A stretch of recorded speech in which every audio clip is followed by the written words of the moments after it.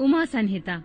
भगवान श्री कृष्ण के तप से संतुष्ट हुए शिव और पार्वती का उन्हें अभीष्ट वर देना तथा शिव की महिमा। जो रजोगुण का आश्रय ले संसार की सृष्टि करते हैं, सत्वगुण से संपन्न हो सातों भुवनों का धारण पोषण करते हैं, तमोगुण से युक्त हो सबका संहार करते हैं तथा त्रिगुणमयी माया को लांघकर अपने शुद्ध स्वरूप में स्थित रहते हैं, उन सत्यानंद स्वरूप अनंत बोधमय निर्मल एवं पूर्ण ब्रह्मा शिव का हम ध्यान करते हैं। वे ही सृष्टि काल में ब्रह्मा, पालन के समय विष्णु और संहार काल में रुद्र नाम धारण करते हैं तथा सदैव सात्विक भाव को अपनाने में ही प्राप्त होते हैं। ऋषि बोले, महाज्ञानी व्यास शिष्य सूत जी, आपको नमस्कार है। आपने कोटि रुद्र नामक चौथी संहिता हमें सुना दी है। अब उमा संहिता के अंतर्गत नाना प्रकार के उपाख्यानों से युक्त जो परमात्मा साम्य सदाशिव का चरित्र है, उसका वर्णन कीजिए। सूत जी ने कहा, शौनक आदि महर्षियों, भगवान शंकर का मंगलमय चरित्र परम दिव्य और भोग और मोक्ष को देने वाला है। तुम लोग प्रेम से इसका श्रवण करो। पूर्व काल में मुनिवर व्यास ने सनत कुमार के सामने ऐसे ही पवित्र प्रश्न को उपस्थित किया था और उसके उत्तर में उन्होंने भगवान शिव के उत्तम चरित्र का गान किया था।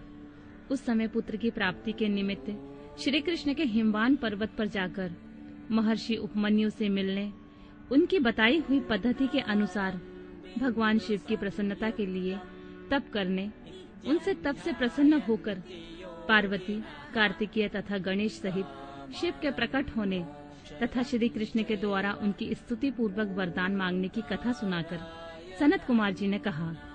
श्री कृष्ण का वचन सुनकर भगवान भाव उनसे बोले, वासुदेव, तुमने जो कुछ मनोरथ किया है वह सब पूर्ण होगा।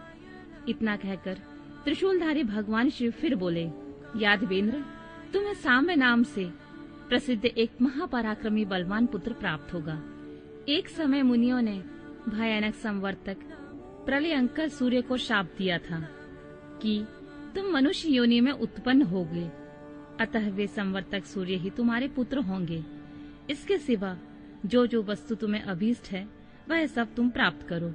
सनत कुमार जी कहते हैं, इस प्रकार परमेश्वर शिव से संपूर्ण वरों को प्राप्त करके श्री कृष्ण ने विविध प्रकार की बहुत सी स्तुतियों द्वारा उन्हें पूर्णतः संतुष्ट किया।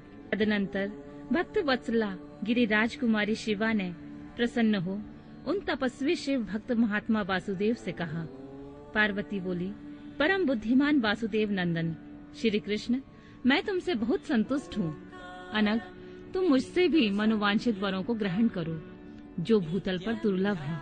श्री कृष्ण ने कहा, देवी, यदि आप मेरे इस सत्य तप से संतुष्ट हैं और मुझे वर दे रही हैं, तो मैं यह चाहता हूँ कि ब्राह्मणों के प्रति कभी मेरे मन में द्वेष न हो। मैं सदा द्विजों का पूजन करता रहूं। मेरे माता पिता सदा मुझसे संतुष्ट रहें। मैं जहाँ कहीं भी जाऊं, समस्त प्राणियों के प्रति मेरे हृदय में अनुकूल भाव रहे। आपके दर्शन के प्रभाव से मेरी संतति उत्तम हो। मैं सैकड़ों यज्ञ करके इंद्र आदि देवताओं को तृप्त करूं। सहस्त्रों साधु सन्यासियों और अतिथियों को सदा अपने घर पर श्रद्धा से पवित्र अन्न का भोजन कराऊं।